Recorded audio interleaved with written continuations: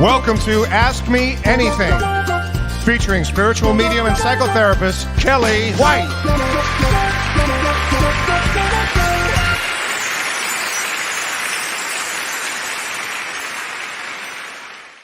Hi, everybody. I'm spiritual medium Kellee White, and Ask Me Anything today, along with my two very favorite guests that I have coming on with us. Hi, Diana. How is everybody today? Hey, Renee. How are you doing, honey? Happy Thursday to you, too. Hey, Tracy. Oh, so sweet. Hey, Tracy, I want you to write that question that you had posted on Facebook. Don't forget, that was a great question for Shirley when she's on. Hey, Jessica. Hey, Julie. Hi, Wendy Connolly. And Margaret, my good friend. Hi, Ann Margaret. How you doing, honey? Hi, Laura. Hi, Becky. Oh my God, happy. I love Laura from Wisconsin. Thank you. Hey, Monique. Hey, Diana. Hey, Rhonda and Marge. How is everybody? Oh, Machi. Hi. Larry Climas. Hi, Larry. How's my Larry? Hey, Lori. I wanted to mention Lori Young to you. Congratulations. I know you're going to grad school, and I just want to say congratulations to you. It's such a big deal for therapy as a therapist. So wait, let's see. Hey, Cece. Hey, Elizabeth. Hey, Sylvia. Oh, Rebecca from Australia. Wow. What part of Australia are you in, honey? That's great. Hey, Tammy Lynn. Hey, Susan. Love the tulips. I'll have some new flowers for Saturday. Trust me. Hi, Chrissy. Oh, from Philadelphia. Hey, Dodie. Sarah Stone. How fun is this? Hey, everybody. Hey, Rain. Oh, my gosh. Hey, Paul. Oh, I love you, Paul. How are you doing, honey? Hey, Dee from Chicago. So this is so fun. Well, I have two incredible guests on, you guys. They're not here yet because they're just finishing their sessions. So while they're finishing their sessions, God, I got to say hi to everybody. This is so fun. I'm going to talk about the astrology. Okay, because how about everybody today? Oh, thank you, Tracy. I'll make sure that we get that question for Shirley. So everybody have I don't know, an odd day today? I just am curious if anybody had some, I don't know, got smacked with some energy today. Today, the sun moved into Gemini, and Gemini is all about communications. Did any of your communications get screwed up? Did any of that happen? It's going to be, we've got next few days are going to be pretty intense, is what I'm going to say. The sun entered Gemini, and that's Gemini is communications, it's learning. So everybody, is going to be learning a lot going forward. Things are starting to move again. Dialogue happens and determination happens. So it's going to be an interesting period of time because we're moving again. We're finally moving again. Cheryl says you were so exhausted you couldn't move. I hear that. So Kim Ann, yes, as a Gemini, yes, it explains why you like to talk. Oh, for sure, it's why you like to talk, and it's why you think so well because you've got a quick mind. I mean, certainly. Renee says no communication went very well, but thankfully you're learning a lot. Yeah, I mean, when that goes into Gemini from Taurus, it always is kind of like a wobble time. Anyway, then, because this is not enough, this is just the beginning, folks. So on May 21st, so the day after tomorrow, the sun in Gemini, so the sun squares Jupiter in Pisces. And that brings up some, let's say, what do we call this? Frustration. So remember, not so much tomorrow, but the next day. Oh, no, it is tomorrow. What am I saying? It is tomorrow's the 21st. Sorry about that. Just be prudent in your judgments on things and before you react. We're going to be doing this workshop on Saturdays, everybody knows, Roots of Healing. And I'm going to actually be talking about, reactions, because as all of us, and Margaret says my screen just froze. Sorry about that. But we're going to be talking about reactions. So tomorrow's a great day to practice reactions. It's going to be one of those days.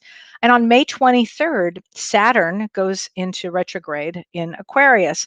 And that is actually we're not going to be able to escape our responsibilities. Let's say you needed to get your car fixed or your health worked on, because Saturn rules work and health and karma. So it means to take care of things. and this lasts for several months here. So you'll be working on taking care of yourself, taking care of the people in your life, possibly things that you've had to take care of, karmic things. But on May 25th, this is really interesting to me. There's a grand trine, a grand water trine. And what does that mean? It's when you have 3 different planets in water signs. So it's going to be the moon. This is on the May 25th. The moon's in Scorpio, Mars is in Cancer, and Neptune is in Pisces. That alignment brings a lot of emotion and intuition. It's going to be a really emotional day. That's May 25th, but it also brings inspiration. So that's going to be kind of a cool day, the 25th. But then on the 26th, here we go. It's the total eclipse. We have a moon in Sagittarius, a full moon total eclipse. And that's going to be the beginning of eclipse season. And that's when sudden changes can occur. Okay. Eclipses always bring change. It's what they're about. And a moon, the lunar eclipse will bring out the hidden changes. So we've got a lot going on in the next, just pretty much every day for the next week or so.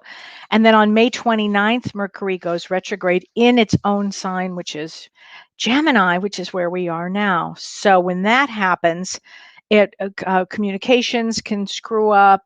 I wouldn't be signing contracts during that period of time if you don't need to. Brings back old people in your life, brings back old situations that you might have to deal with. So we've got an emotional ride.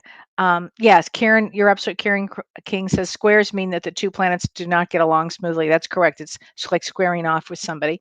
So it's going to be a very interesting time. But guess what, everybody? We have Shirley Impellizzeri. Dr. Shirley Impellizzeri is on with us. Yay, Dr. Shirley. Hello there. Okay, Shirley, you have light. I have light. I fixed it. God. Did you I did share? not tell everybody. I didn't share, but it's a great story to share. I'll just start. I kept saying to Shirley this for years, Shirley, please, you need more light in your background, and she's like nobody needs to see me. I don't know. What did you say? What was your thought process? It was because Kellee, you kept going the light, and your lighting isn't good, and your lighting isn't good, and I would get so frustrated because the light reflects really frustrated my glasses and stuff. So finally today, I go, Kellee, who gives a shit what I look like? I don't care what I look like. Yeah. And you're like, it has nothing to do with what you look like. It's so people can see you, because when it's dark, it's annoying. And I went, oh, no, that's what it's about. Really? It was like it was like I just taught you physics. You just got it. It was incredible. I thought, why does she care so much how I look like if I don't even care how I look like? 6 years, folks. 6 years. We had a major breakthrough. Now, this was his sun in Gemini. We had a major breakthrough. Guess who else is on right now? Yay. Karie, Gonia. Hi. Oh, Shirley, your brain, girl. We've discovered I'm on the spectrum, you guys. So I love it. I just noticed that recently. It's been a long time. It's made a lot make sense.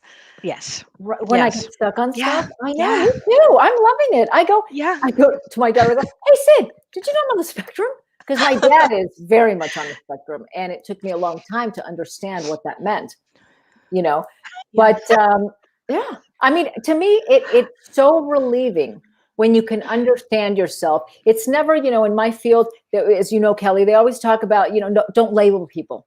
Yes. And that's labeling people. And the diagnostic manual is all about label. To me, it helps me make sense of myself. And you always, of course, see each person as the individual they are. But there's something about certain characteristics that are present in people. Well, it was very helpful for me with you, because you'd get stuck on something and I just couldn't move the dial. I didn't know, Kellee, when I first met Shirley. I'll never forget being in the car with you, and you were peppering me with questions about spirit, and I was starting to sweat, and I was like, I don't know the answer.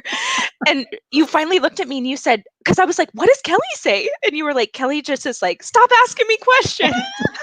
Just go with it. And I was like, I can say that to you. Sense. Yeah. Well, it's like when you said, I mean, this was another one when you said, and I've heard this before, and I know, Kellee, you've heard it.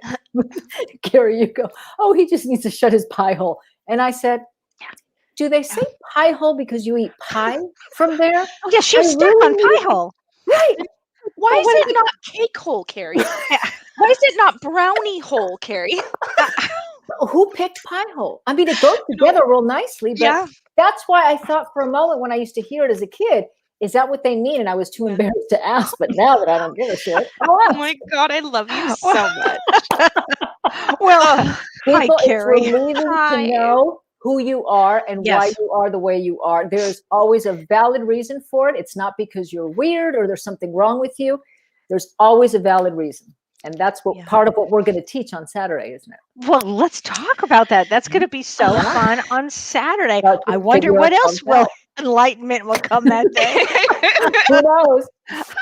I'm not sure what else we're going to find out about everybody, but it's really going to be an extraordinary day of learning. And as I was mentioning, Shirley, the sun just went into Gemini, and Gemini is all about learning and communication. So it's going to be a really great day to learn and explore ourselves. Know thyself is everything. Yes. And I mean, let's talk about this. Shirley, you're going to be talking about it from a psychological standpoint. And before you even get there was a great question that I want to run by you that Tracy Hildreth said, and it was a great question for you. And I'm going to find this question because I wanted you to answer this.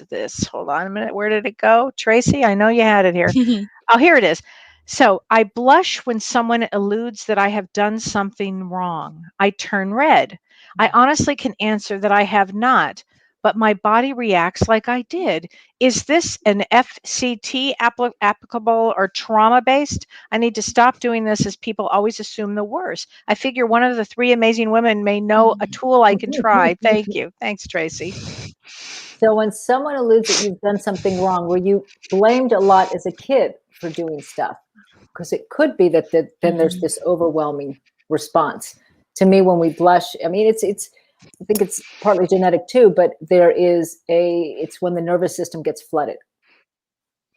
So it could be from being blamed for whatever it was, whether you did something or not. Right. Or when attention was put to you and people shamed you, or you felt, shame or humiliation. And so now attention is being put at you. Did you do something wrong? Or they question you. And then all of a sudden that can, flood the nervous system. So it's something related to that. But I would venture to guess that it's tied into something in childhood.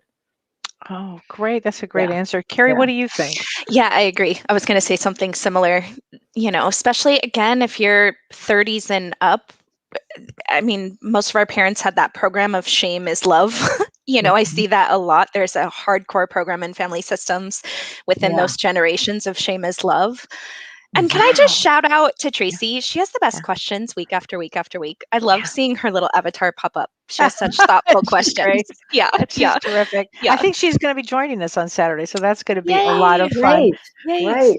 So there's another great question here. Kim Ann Snodgrass says, I'm about to be around some challenging family members this weekend. Are there any suggestions as to how to handle that going forward with this? Karie, that's you. I think boundaries, the B word, boundaries. And something that's been really useful since family constellation has come into my life is having curiosity and awareness of how I'm responding and reacting when I'm around my family. That always shows me, obviously, like where I'm at in my healing and, other things that I need to work on. But I definitely think boundaries. But I like that you just said it's how you would react to something, because we're going to be talking about that on Saturday. Reaction is everything. Everything. We're all going to be at every moment put into a situation. At every moment. Yeah. You just don't know when that moment's going to come. Bites you in the ass, but it is going to happen. But that's why it's so important to what you just said, Karie, is to notice your emotions about something. We can't control how we feel. We really can't. They just show up. We can control how we respond. And many times, I'm a big proponent about anger. Anger's turned into a 4-letter word in our society. And that's because the emotion of anger has been coupled or associated with the behavior of anger. And they're two very different things. If we didn't have the emotion of anger, the species wouldn't have survived, because it's life force, it's life energy. Someone comes at me, unless I got angry, I wouldn't be able to push them away, in the Neanderthal days, right? So anger is such an important emotion to feel. And all you have to do is validate it. Oh my God, I'm so angry right now. I feel like there's a volcano erupting in my stomach. Mhm. You could just validate it for yourself and choose not to respond. But the two are completely different things. Mhm. Wow. You know, we talk about people being oversensitive. There's no such thing. We feel Right. what we feel. We cannot control what we feel. Right. We just feel it. So best is to validate it. The neuroscientists have a saying, name it to tame it. When we validate an emotion, it takes the charge off of it. So do you think, Shirley, along with that thought process, when you were young, or not, I mean you in general, when people are young, if you validate what they're feeling, does that help soothe? Does that help them grow as emotionally? That is the best tool we can give our kids, is to help them. In fact, one of the things that I gave for people that signed up on the seminar was effective communication sheet. Validation is the most important thing. A little kid, falls and is crying. What do? We run to fix it. No, you're okay. You're okay. Look, you're fine. You're fine. Well, it was scary. All you have to do is, wow, that was so scary. Here, I'll protect you. Validate the feeling. That's all you have to do. I remember I was talking to a friend of mine. He was saying that his son was getting bullied, and he was trying to fix it. What do I do? And do I talk to? And I go, just validate how he feels. So he called me the next day, and he goes, it works like magic. The child was crying and saying this kid told him that he couldn't play, have lunch with him and that kind of stuff. And all my friend said was, oh, that's got to be so hurtful. That must have hurt your feelings. And the little boy grabbed his dad's cheeks and said, that's exactly how I feel, Dad. And then he turned around and that was it. Wow. So validation is very important. Wow. Well, Laura Parmley Hoffman says, does that work when you are having a panic attack? Well, interesting question, because panic attack is when the anxiety has gone. When you're having a panic attack, you absolutely have to know that our nervous systems have an emergency breaker system, just like an electricity does. So eventually it will stop. But what happens with a panic attack or with anxiety or any emotion, big emotion, even anger, the thinking part of the brain disconnects from the emotional part of the brain. So you need to keep that thinking part connected. So when you're about to have a panic attack, grab something and just start reading it. So with rage, then, if that happens, is that why people can black out and do things? And that's where the expression, I didn't mean what I said, comes. Because the thinking brain, if this is the brain right here, this part literally goes offline, and we are just emoting in that moment. So if you're in the car and you're noticing a lot of anxiety, you're about to go into a panic attack, read street signs, read license plates, X, Y, Z. Keep this part of your brain engaged. Wow. Yeah. Wow. It won't take the anxiety away completely, but you won't go into a panic attack. Right. Wow. Chrissy Hayden says, Shirley, I tend not to speak my mind on how I feel when I'm dating, Cheryl, or when I'm interested in someone, Cheryl.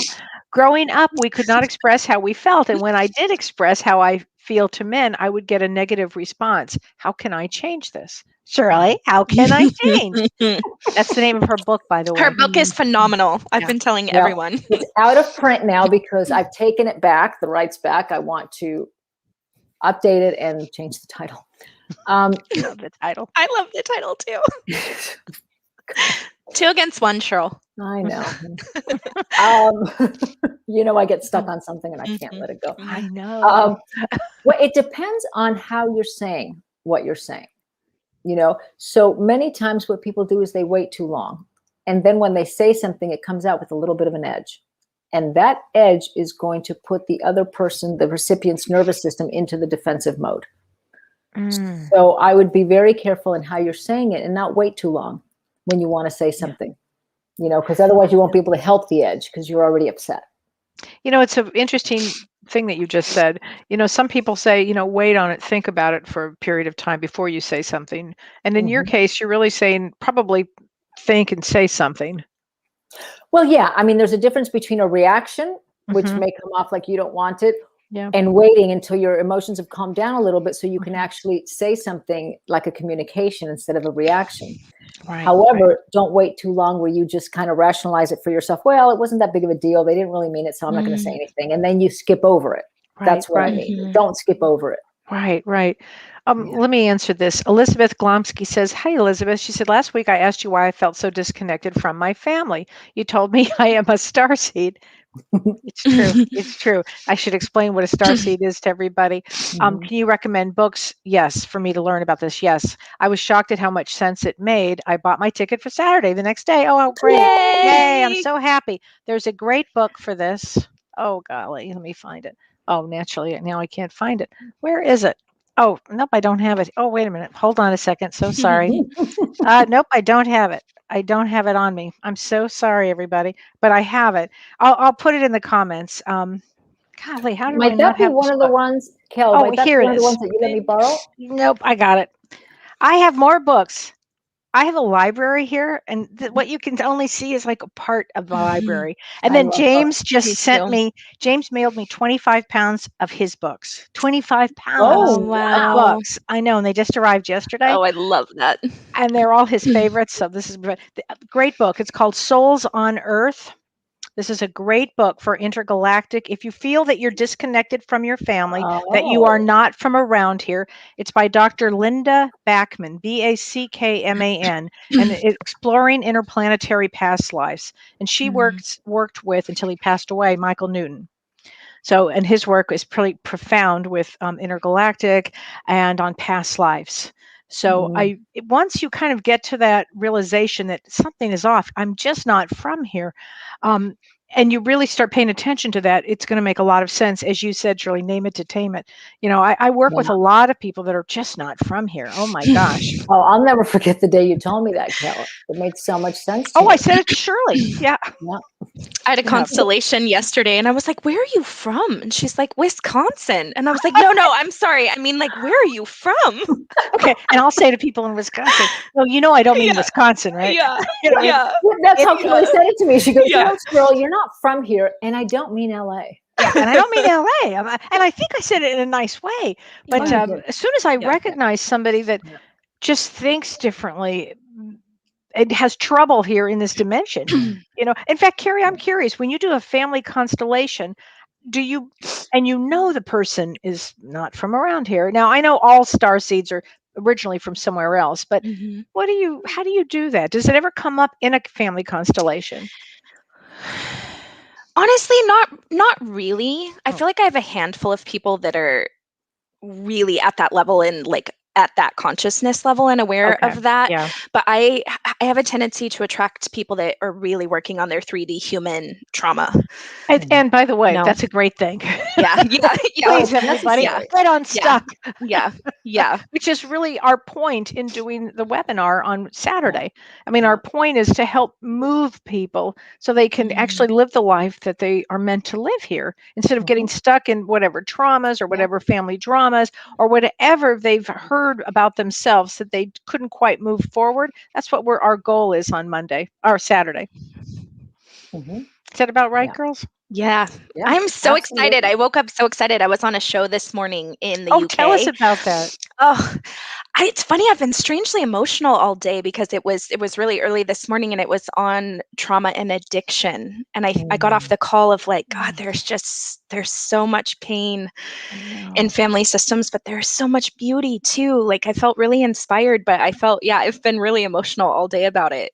Like, but it was an extraordinary call, and just there are so many people in the world, you guys, that are connected and looking to help people grow and heal. And I'm just so excited that we get to come together for a day, the three of us, and be a light or a guide. You know? No, absolutely. Absolutely. Yeah. Wow. My goodness. Let's see. Oh, Karen Rager says, Karie, can you post how to contact you? And I think Renee has it up here. It's Spirit and Sparkle. I know that Yeah. Renee's going to post it up here for you, but there it is. There we go. Spiritsandsparkle.com. And that's And you for can just Karie. email me through the contact page. My store is closed. I just temporarily disabled it so I could catch up with clients because I'm redoing my website, but you can still email me through it.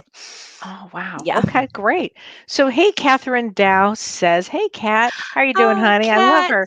She says, hi, ladies, Dr. Shirley. I have this very deep-seated need to be in a relationship with someone due to growing up in a very codependent home. I go in and out of needing secure attachment. Any advice, Cheryl? Secure attachment. Well, that's wound heal, so you don't, Yeah. and that's our purpose actually for healing, and certainly our purpose for Saturday is so our decisions in the present are conscious decisions and not based on unhealed wounds from the past and unhealed trauma. And it sounds like, Catherine, that's what you're saying, that you grew up in a very codependent home, so you feel the need to be in a relationship. And so in our work is to shift from a need to a would like. I'd like to be in a relationship, but I don't need to be in a relationship. Yeah. That's when that's the healing that needs to occur. So you're not kind of really a prisoner to your trauma, where, Wow. yeah. It's funny how that small of a reframe, I'm like, oh yeah, that makes sense. Yeah. And that small of a reframe opens up the light, opens up the Yeah. energy, opens up the space for healing. Yeah. And you can actually go, oh, it's up there with kind of like name it to tame it. Oh, that's it. It's that aha moment. Oh, Yeah. Well, because we're so scared of emotions, because no Yeah. one taught us how to navigate through them. And sometimes it's just holding the space. I read this beautiful article about a woman whose son came home from being bullied. And she said, I couldn't take it away. I couldn't take the pain away from him. So I just held him and held the space for him to feel his pain. And so then you don't have to be afraid of emotions. You know you're going to feel them, and you know that they will pass because someone was there to hold the space for you to have a big emotion, especially when we're little. We don't know. We can't make sense of them. yeah. We don't know what they are. They become scary. And parents go into this fix-it mode. Right.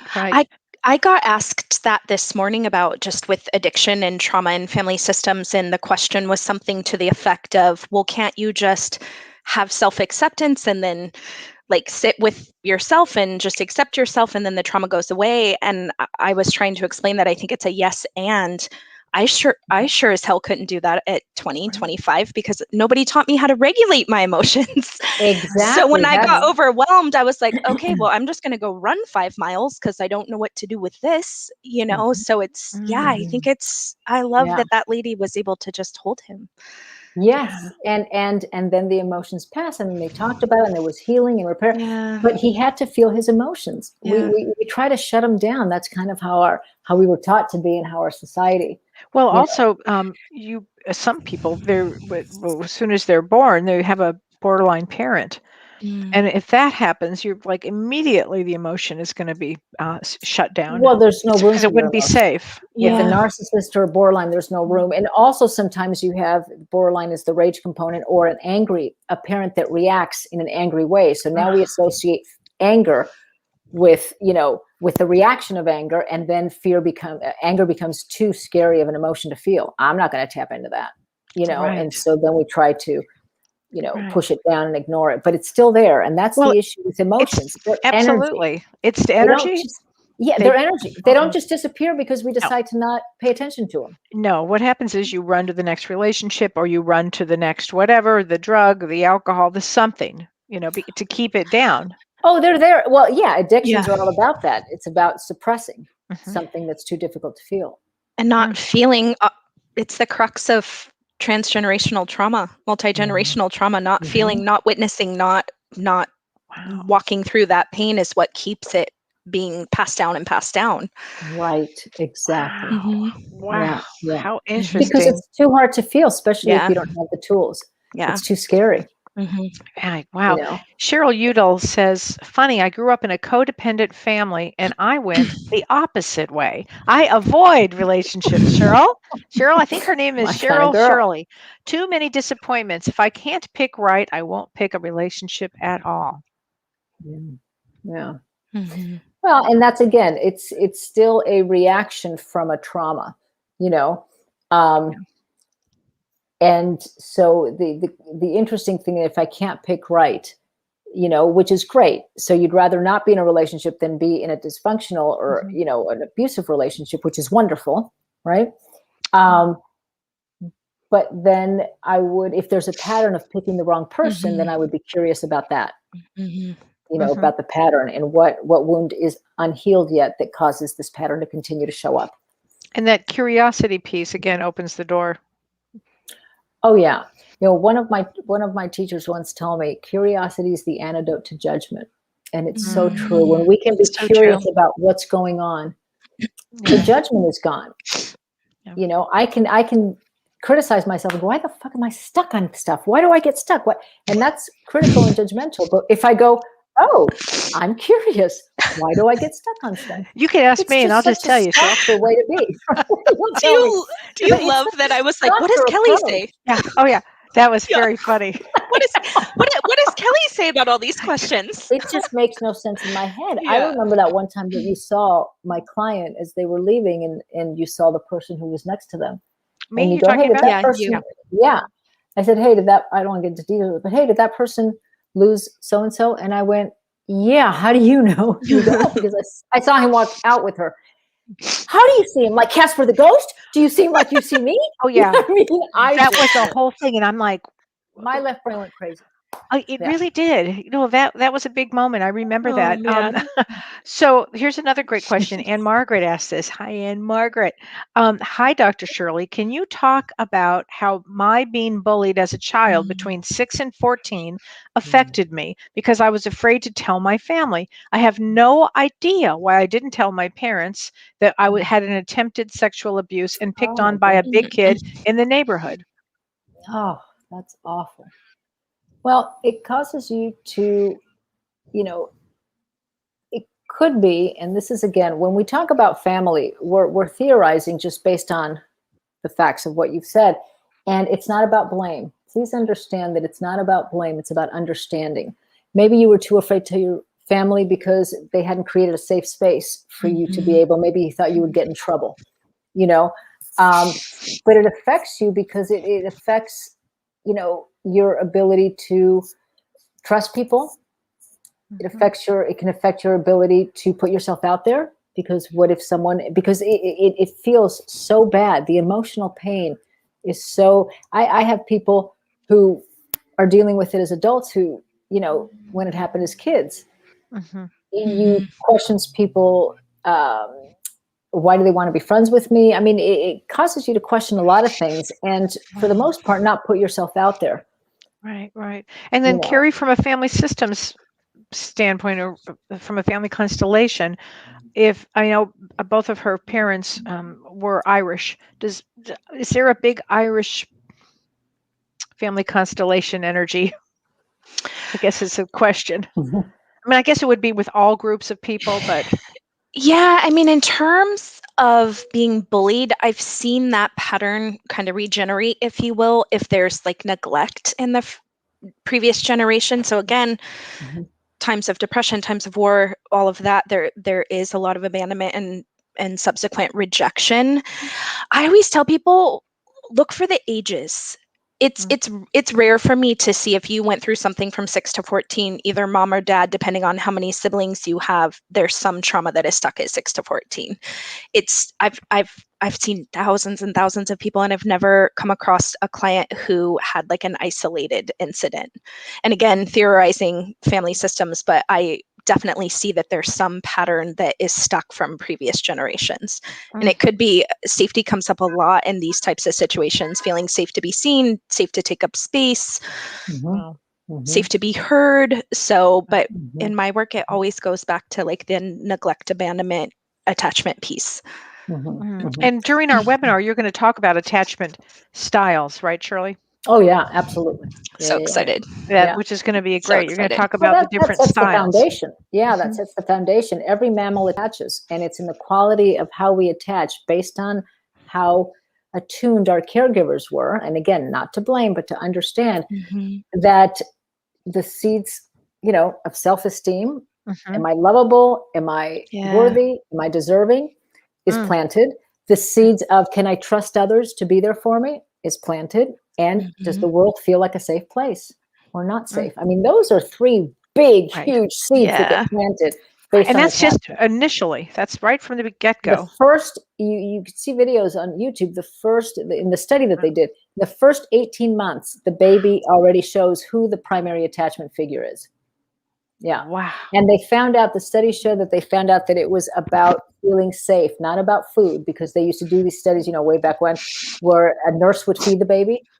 but whoever the baby was attached to, the baby would cry for and stop eating. So it wasn't about food. It was about safety. And when you think about it, in the Neanderthal days, the baby that kind of took off on its own would get eaten by the tiger. So it's all about survival. All these kind of mechanisms, built-in innate mechanisms, are all about survival. The species stays together, attached, then you can see the approaching tiger behind me and I can see it behind you. But if you're alone, there's less chances of survival. Yeah. I think that's why the dynamics in family system get stuck, right? Like I always tell people, if the set point of your entire family system has been survival, to buck that system means life or death. And a lot of people that doesn't come into their consciousness. So then they get into those habitual patterns of picking the wrong person or being single or whatever. So Exactly.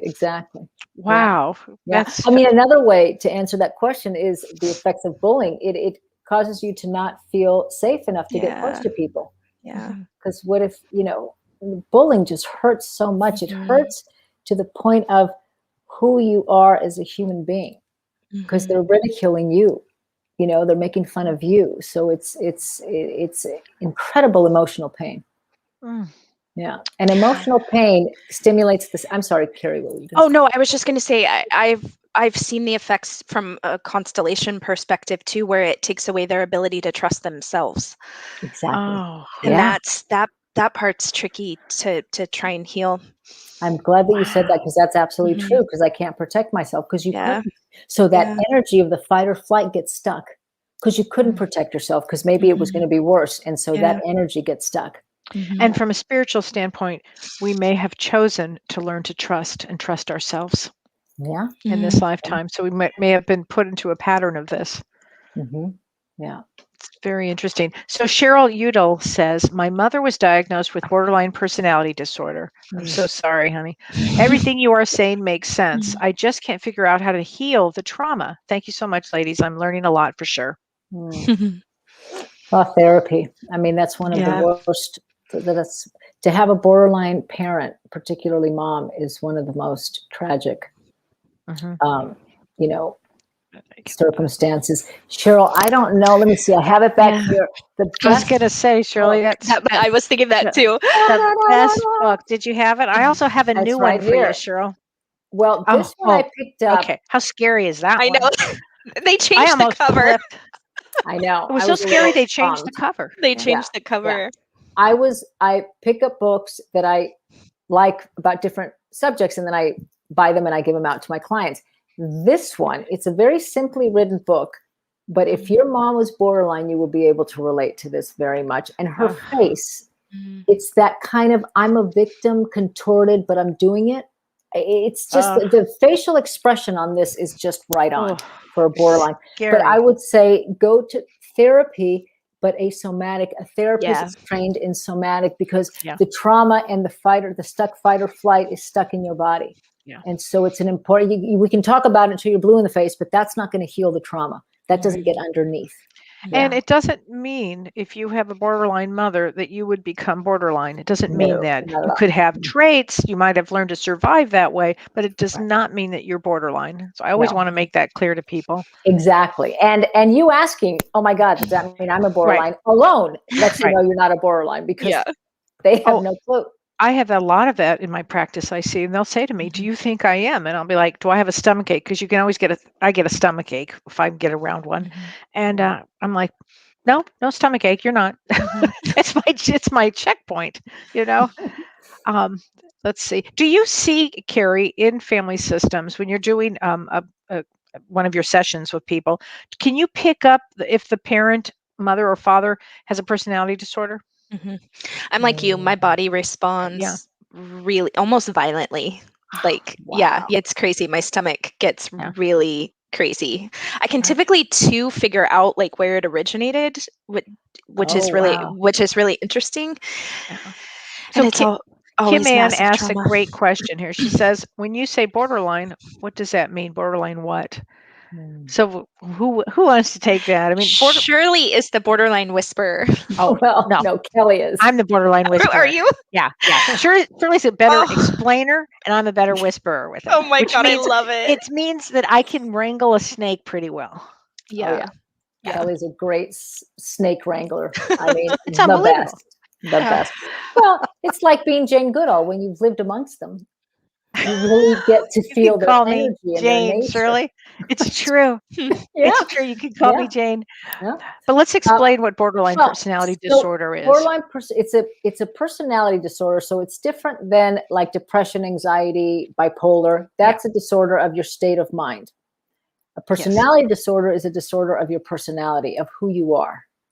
So while depression, anxiety is ego dystonic, like, oh, I'm so depressed, I want to get rid of this. What can I do? Personality disorders are egosyntonic. I don't know. What's wrong with you? I'm fine. So they don't know they have it. There's no ability for awareness, and there's absolutely no ability for owning it. And there's no medication. I was going to say there's no real treatment for it, is there? No. And the part of the problem, yeah. anti-seizure medication they have found can work to decrease a little bit of the soothes, reactionary in the borderline brain. But the problem is there's no awareness. So how can you fix something you're not aware of? But the term borderline came in the times of Freud when they thought that they were looking at people who were on the border of neuroses and psychoses. Then they realized, no, it's a disorder all on its own, but they never changed the name. So people think literally borderline, what are they on the border of? They're not. It's just, it's a name of a personality disorder like narcissism. Narcissistic personality disorder, sociopath, that's another personality disorder. And some of the simple traits that you would know is often they'll rage, often they have big mood swings. You will hear the expression, I feel empty inside. That's a big one. And they are very black and white. You're either highly valued or very devalued. They split people. Split people bad. Someone always does something to hurt them or do something wrong to them. So, when my clients start to date, I'll say, ask the question if they have any long-term friends in the city that they live, not in other cities, because inevitably somebody will always do something. They have very thin skin. And so then they rage against, you parted your hair the wrong way. You said you were going to part your hair to the right. Anything can. And Renee says it's life of hell for a borderline. Absolutely. Oh, yeah. I mean, absolutely. So Shirley, I wouldn't want to be a minute in their mind. No. Elizabeth Glomsky says, is narcissism a personality disorder? Oh, yes. Every borderline is a narcissist. Every narcissist is not necessarily a borderline. Because in the borderline, it's that anger component. But you can be a malignant narcissist, which is more of a bully. The rage is the borderline piece. Yeah. They're the ones with no empathy. I mean, it's, we could do a show just on personality disorders, but there was a great question. Let me see. Lori Count says, I found out from my 89-year-old father that my mother, who had passed, didn't want me. Oh my God. That immediately goes to, back then abortion for her was shameful to her family. I have 2 older siblings and there's a 7-year difference, which we can say actually would make you an only child if we go by how many years difference it is. But my whole life I could feel she didn't love me, and now I know. Oh my gosh. Isn't that wild? Because you can feel it. It's an energy. Renee and I, before the show, we're talking about energy, and you can feel energy. It's a thing. So if you don't feel that love from your mom, you know something is going on here. Yeah. Wow. That's a hard one, Lori. I'll always put these situations in a constellation field. Excuse me. And the mother's back will be to the child and the child's back will be to the mother. But it's interesting because the child will always reject themselves and not the parent. Every time. Every time. Yeah. They'll reject themselves. They'll reject themselves, but not the parent. Why is that? Because you too can't. Scary. You can't. It's life or death. Yes. You depend on your parents for survival. Yeah. It's too scary to think, oh God, there's something wrong with them. It's got to be me. Wow. Plus, it makes you feel a little bit more in control. If I can just figure out what I'm doing wrong, then they can act like the parents I need them to. Wow. So Wow. Yeah. Wow. Here we have a question from Jody W., and I think this is for you, Karie. She says, in the last 2 years, I have suddenly and without medical reason had issues with my spine. I've had 2 levels of my spine and my neck replaced and a surgery on my lower back last fall. Is this possibly an FCT issue, which is family constellation therapy issue, which is what Karie does? I wondered if I was hanged or guillotined in a past life at this age. Oh, interesting. Yeah, so the spine is the ancestral line. So karma will show up back there. Any trauma will show up there. Typically, back issues in my work anyway is like all the shit that you don't want to face. And so I find when people come at this level, I actually had a client years ago that ended up having to have back surgery, and we started doing constellation. I mean, he was in like couldn't walk pain, like super fit guy, and we started doing constellation therapy, and then all of a sudden his back started to heal. So there's probably a lot that hasn't been processed out. And there's definitely past life energy and past life trauma for all of us. I see that a lot. Wow. That's just amazing. Gosh. Lori Young says, I have seen this with a foster child that she had. I think she's referring to not the back issues, but with a mother not loving another mother. Is that what you mean? Or not loving their child? Is that, Lori, what you mean with a foster child? That's all a rough one. Renee says, oh, geez, I have bones in my neck that give me issues and lower spine issues. So what you're saying?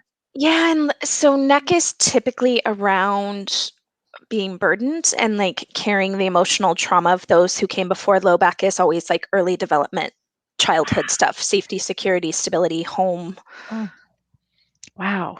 Support shows up there a lot. Sometimes people will be like pushed into walls or tables during constellations because they need something to actually like hold them up. Well, actually, that did happen to me. I actually fell when I did a session with Karie. It's the truth. I actually fell against the wall. Couldn't believe it. It was like some magic energy went poof. Couldn't believe it. Charlene Richardson Callahan says, Karie, can disease be carried from our ancestors, and can it be unkinked? Did they sign up for disease and now it carries down the line? A lot of cancer in the family and all different kinds from one generation to the next. Great question. That's a great question. I would look at the patterns. What kind of cancers are they showing? Is it the same kind of cancers? I see this a lot with like autoimmune stuff, being genetic, but through epigenetics, we can turn the gene on or off. And so again, I attract a lot of trauma cases. So oftentimes the trauma has activated those genes. But I love Louise Hay's work. If you Google Louise Hay, Louise Hay, I feel like everyone knows Louise Hay, but I would start kind of researching ages. If it's just men, women, what side is it on? If it's kind of equal on either side, and then what types of cancers they are, because then you can kind of figure out where it started and where it's stuck. Wow, how interesting. Gosh, and we're going to have lots more questions and answers for people on our webinar, aren't we? We're going to be breaking into groups, and then everybody will have time with all of us. Does that sound about right, everybody? Oh, yeah. Yeah. What we're going to do? Answer questions. Yeah. Answer questions. I'm really excited about the Q&A part, because I feel like to have the three of us together, because those different points of entry, that's always my favorite part. Yeah, absolutely. There's so many different points of healing, I think. Well, and that's how we all came up with this, because there are so many different points of view. I mean, I'll look at everything with a spiritual lens. Shirley looks at it from a real psychological and attachment lens, and other lenses in trauma. And Karie, you look at it also as not just family constellation, but you look at it in trauma with a lens for that as well. Yeah, intergenerational trauma, which is huge. Yeah. And I forever have you and Shirley in my brain. When I was on that talk this morning, it's just this extraordinary thing that they do once a month. I was really honored to be on, but we talked about Dr. Levine's work. We talked about Shirley's work. We talked about Kelly's work, because all of it matters, It does. It all matters, actually. And this lifetime is a very important lifetime for everybody. It's really about moving on and maybe clearing up the family trauma from generations. Michelle Knox Fraunheiser says, I can relate to that statement about feeling it is the child's fault. All my childhood, after my sister was born, and there's a 5-year difference, I felt like my mom loved my sister more. About 3 years before she passed, she admitted to me that she did love Darla more. She was, oh my gosh, she was born premature and almost died, and it made their connection stronger. That was something I could understand, and I stopped blaming myself. See? Wow, Michelle. Yeah. It's so important to understand the reason. Yeah. That's a big It one. still hurts. It doesn't take away the pain, but there's a relief that comes with understanding. Yeah. You know? Yeah, no, that's true. That's true. Yeah. Gosh, let's see. I mean, how many of us will be attending your workshop? Well, we've got room for just a few more, Diana. We have room for a few more here. So we're very excited about that. We've got room for just a few more. So Min says, this is fascinating today, ladies. Amazing topic. As Kelly says, wow, I do say that a lot. Wow, I do. Oh, Gretchen White says, I met James Van Prague at the chiropractor getting my spine checked. Oh, that's hilarious. Okay, That's Gretchen, amazing. that's hysterical. Was He's that a pretty doll. recently? I think that's so funny. And then, Carmen asks about, Diana has her tickets. Great, Diana. It's going to be so fun. Carmen asks about stomach issues. Stomach issues can be due to being stuck in the fight or flight, because when we're in fight or flight, it's because we feel threat and we have to, the energy has to mobilize to the big muscles so we can run out of the way or fight. And it doesn't care about digestion because who gives a shit? I need to save my life right now.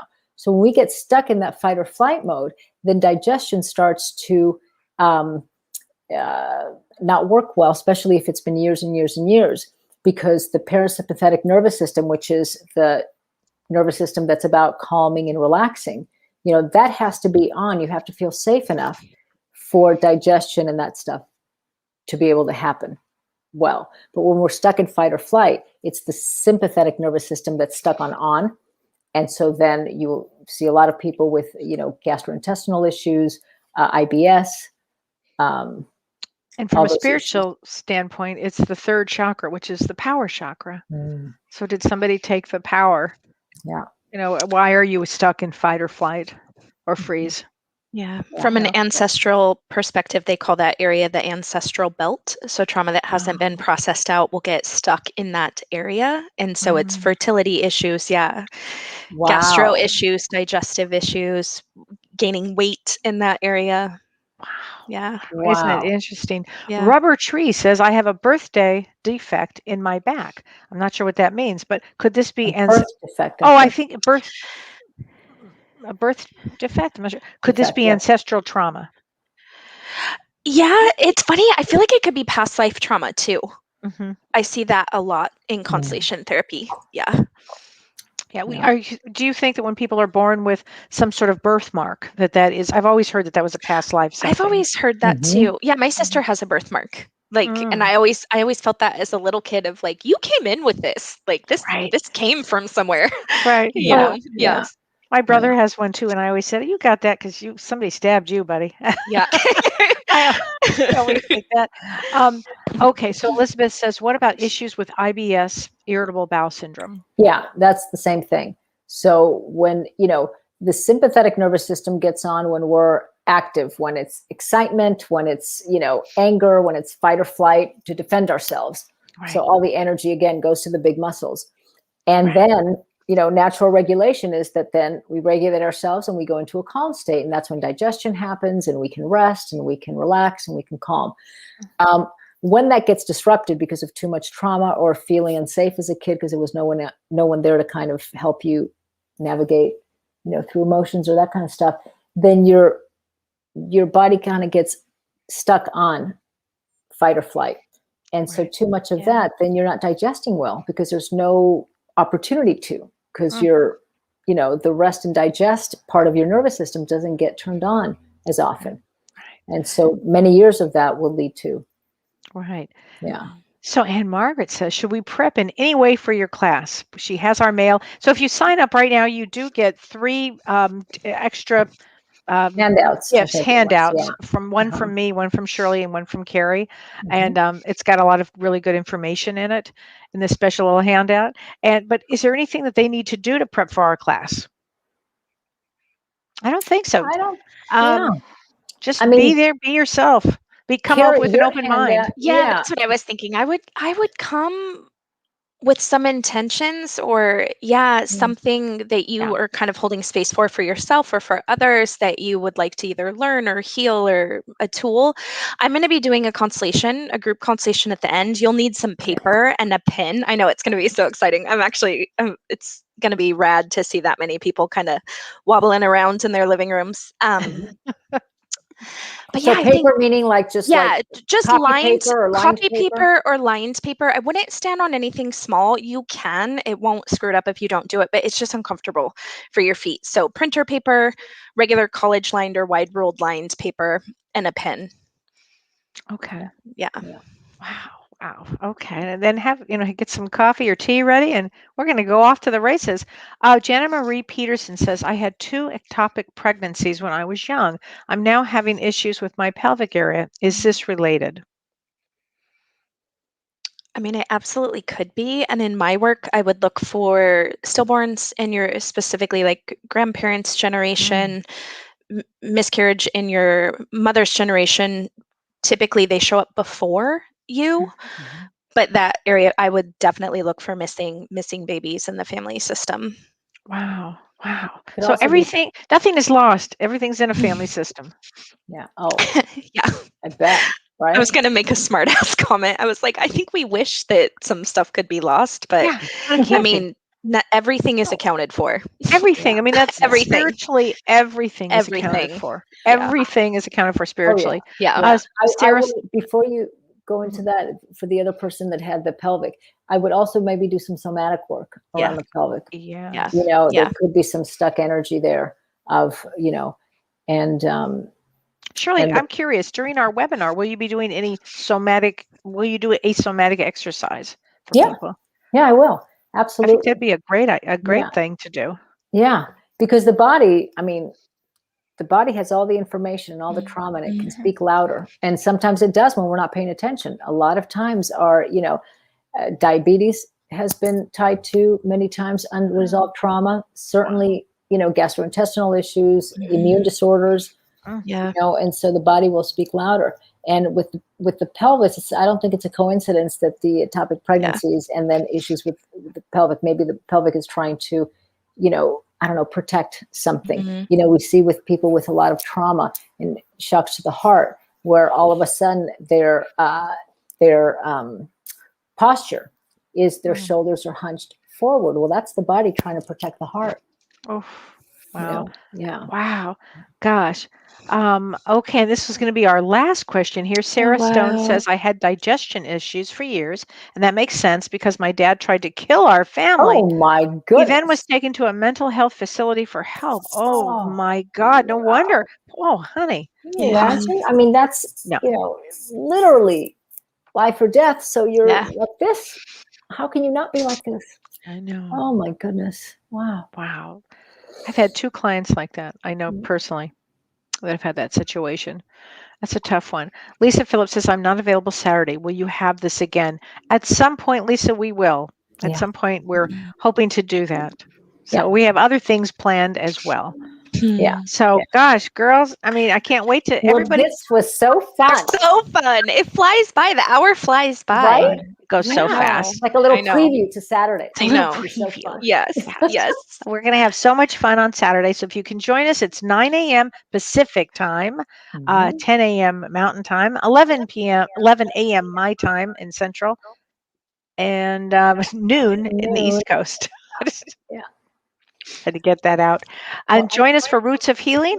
And we look forward. And thank you, girls, so much. I'll see you Saturday. Thank you. Welcome. So Saturday. Bye, Yay, guys. thanks, Renee. Bye, guys. Bye, everybody. You've been listening to Ask Me Anything, featuring spiritual medium and psychotherapist Kellee White.